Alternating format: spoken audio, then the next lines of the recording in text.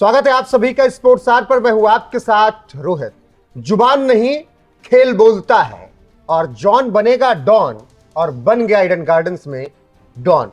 तेमा बाबुआ, जिस तरीके से बमुआ ने भारतीय टीम को भारत में घुसकर मारा है वो गंभीर के मुंह पर करारा तमाचा है। चैंपियंस ट्रॉफी ने और सिराज के उस मिराकल ने गंभीर की कोचिंग बचा ली, वरना अभी तक सोशल मीडिया पर बात यह चल रही है कि किसी चैनल में बैठकर गंभीर एक्सपर्ट की राय रख रहे होते और तब उन्हें वही राय मिलती जो आज लोग उन्हें दे रहे हैं। कुछ आपको पहले ट्वीट्स दिखा देते हैं, उसके बाद फिर चर्चा करेंगे किस तरीके से पहले टेस्ट में हारने के बाद गौतम गंभीर ट्रोल हो रहे हैं। तो ये ट्रोलर्स के ट्वीट हैं, एक एक करके आप देखिए।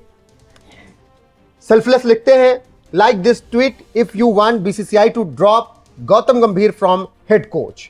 एक और यूजर लिखते हैं, Tuk Tuk Academy, big breaking, Rohit and Kohli asked Gautam Gambhir to coach in domestic matches to continues as head coach of the Indian team. Honest cricket lover लिखते हैं, if Siraj didn't do a miracle in England series, Gautam Gambhir would have been sitting in the Star Sports pre-match show. Rajiv लिखते हैं, गौतम गंभीर and Ajit Agarkar destroyed Indian Test cricket with their ego, hate and favoritism. Dropped Sarfraz Khan from Test setup when he scored 150 in his last Test series. Dropped Sai Sudarshan from 11 when he scored 87 and 39 in the last two Tests. Dropped Abhimanyu Ishwaran without even giving him the debut. Didn't give chance to Devdutt Padikkal who scored a 50 in his last home test on debut.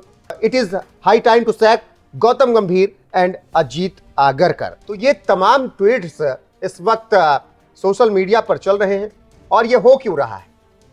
अगर इसके पीछे की आप कहानी जानेंगे तो 27 साल बाद भारत बायलैटरल सीरीज हार जाता है श्रीलंका से, और इसी तरीके से कई ऐसे आंकड़े हैं जो हम गिनाने बैठे हैं तो पूरा वीडियो उसी में निकल जाएगा। चैंपियंस ट्रॉफी और इंग्लैंड की उस सीरीज ने गौतम गंभीर को बचा रखा है। हालांकि जिन्होंने चैंपियंस ट्रॉफी वो सीरीज सब कुछ जिताई उन्हें किनारे कर दिया गया। रोहित शर्मा, विराट कोहली। मेरे साथ भुवन शर्मा मेरे सहयोगी हैं। पहले टेस्ट में हार के बाद अब सवाल उठ रहे हैं कि भैया इनका टाटा बाय बाय कर दीजिए, क्योंकि भारत में 124 रन भारतीय टीम ईडन गार्डन्स में चेस ना कर पाए तो शर्म की बात। बिल्कुल, और ईडन गार्डन्स वो मैदान जहां गांगुली से लेकर रोहित, कोहली, तमाम बल्लेबाजों ने विस्फोटक पारियां खेली है।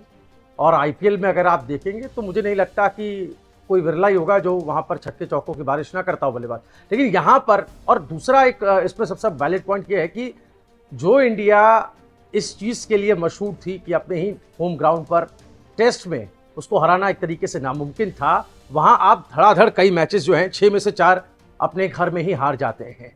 तो ये एक ऐसा पॉइंट है जिसने सोचने पर मजबूर कर दिया कि रोहित कमियां कहां पर है। मुझे लगता है कि उंगली जो है वो गंभीर की तरफ उठ रही है। आपने ट्रोल्स का जिक्र भी किया सोशल मीडिया पर, तो इसकी चर्चा होती ही है। गंभीर अपने आक्रामक फैसलों को लेकर जाने जाते हैं, लेकिन इस बार ठंडे पड़ गए।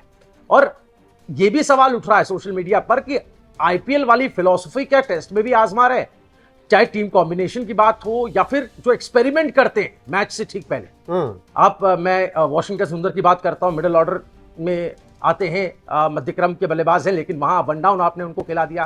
पहले में नाइट वॉचमैन रहे, लेकिन दूसरे में वन डाउन खिला दिया। इसको लेकर के भी सवाल उठ रहे हैं। और आपने साई सुदर्शन को टीम में नहीं रखा। नहीं रखा। और जहां और बल्लेबाज, जब आप देखेंगे जब बल्लेबाजी हमारी चल रही थी तो अनुभवी बल्लेबाजों की कमी नजर आई। वो खिलाड़ी नजर आ रहा था जो मैच को रुक करके संभाल करके आगे बढ़ाए, स्कोर बोर्ड पे संख्या को और आगे धीमी गति से ही सही लेकिन आगे बढ़ाए। लेकिन ऐसा लगता है कि टीम कॉम्बिनेशन 124 रन ही तो बनाए थे, आपको खड़े रहना था बस, रन तो ऐसे ही बन जाने थे। बिल्कुल 20-22 तो आपको एक्स्ट्रा मिलते। बिल्कुल लेग बाई के आपको बस खड़े रहना था भाई। लेकिन आपकी जुबानें चल रही थी बामुआ को लेकर, बिल्कुल कि वो बौना है, दिखा दिया उसने आपको औकात क्या है। ओवर कॉन्फिडेंस का शिकार हो गई टीम इंडिया और कुछ खिलाड़ियों की गलती रही। और यहाँ पर कोच को लेकर के सबसे ज्यादा सवालिया निशान है, क्योंकि वही तय करता है कि किस दिशा में आगे बढ़ना है, किस फॉर्मेशन के साथ आगे बढ़ना है। और तो, जी हो सकता है कि अगले टेस्ट मैच में कुछ लोग कह दे कि हम नहीं खेलेंगे क्योंकि वर्कलोड मैनेजमेंट करना है।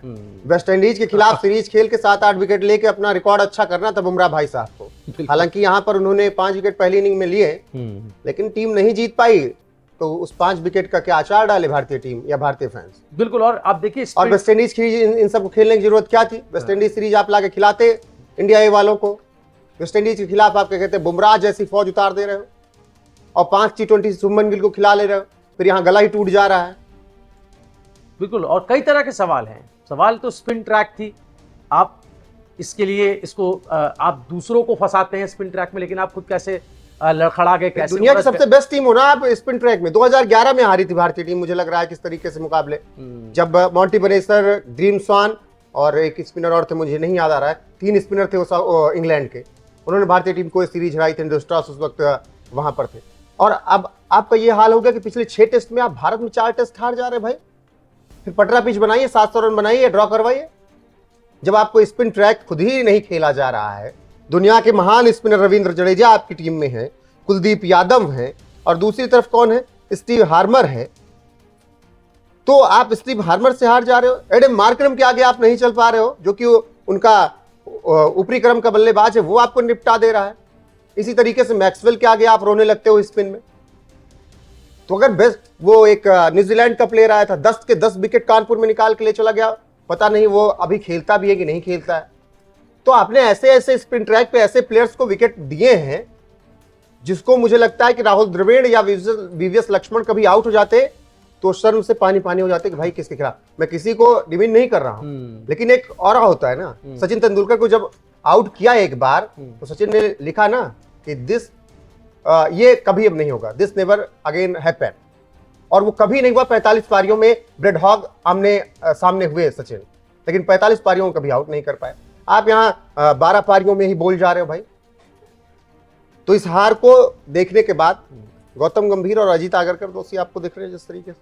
नहीं, बिल्कुल मैं वही कह रहा हूं कि सबसे पहले तो गौतम गंभीर का ही जिक्र हो रहा है, क्योंकि वो रणनीति बनाने तक में और जब मैदान पर टीम उतरती है उससे पहले तक में किस खिलाड़ियों के साथ आखिरी इन्वॉल्वमेंट, एंगेजमेंट उन्हीं की होती है।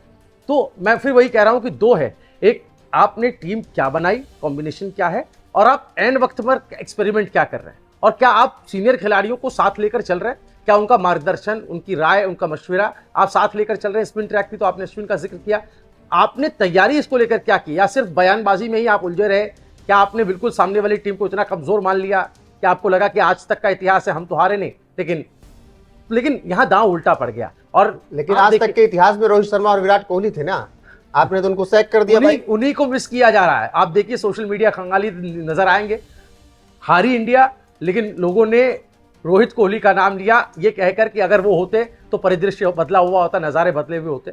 अक्षर पटेल का वो विकेट जब केशव महाराज ने, भारतीय मूल के खिलाड़ी हैं, देखिए सब जानते हैं किस तरह से अक्षर पटेल एक संघर्ष कर रहे थे। अगर वो 26 से आगे ले जाते तो शायद पिक्चर बदल सकती थी, इंडिया जीत सकती थी, लेकिन जो 0-1 का धब्बा लग गया, शुरुआती हार से हो गई। और दूसरा टेस्ट और बड़ी हार है, 30 रन की बड़ी हार है। 159-160 रन बन रहे हो पिच पर, तो 30 रन की हार इतनी बड़ी हार है कि आप उसको भुलाए नहीं भूल सकते। आपकी चेजिंग कैपेबिलिटी पर सवाल है। आप बड़ा स्कोर भी नहीं था, बड़े दबाव भी नहीं था, बहुत आपके पास खुला आसमान था, आप जहां तक उड़ान भर सकते थे, लेकिन आपने जो है वो दबाव में आना स्वीकार किया, आपने प्रेशर में खेलना स्वीकार किया। किसकी वजह से? वो मेंटल प्रेशर कहां से आया? तो ये मुझे लगता है ये तमाम सवाल हैं जिस पर मंथन इस वक्त चल रहा होगा। बिल्कुल। फिलहाल जिस तरीके से भारतीय टीम पहला टेस्ट मुकाबला हारी, उसके बाद सवाल उठ रहे हैं चयनकर्ता अजीत आगरकर पर और हेड कोच गौतम गंभीर पर, क्योंकि जिस तरीके से उन्होंने अभी तक भारत को खिलाया है अपनी कोचिंग और अपनी चयन की टीम में, उस पर सवाल उठ रहे हैं कि साई सुदर्शन क्यों नहीं टीम में। सवाल तो यह भी उठ रहा है कि जहां पर जरूरत थी कप्तान साहब पर सवाल उठा कि वहां पर गेंदबाजी क्यों लेकर नहीं आए बुमराह। तो ये तमाम सवाल थे। उन सवालों के बीच भारत 1-0 से हार चुका है। दूसरे मुकाबले में उम्मीद यही कि भारतीय टीम वापस लौटेगी। फिलहाल बने रहिए हमारे साथ, हर एक अपडेट आपको मिलती रहेगी साउथ अफ्रीका सीरीज से जुड़ी हुई। नमस्कार।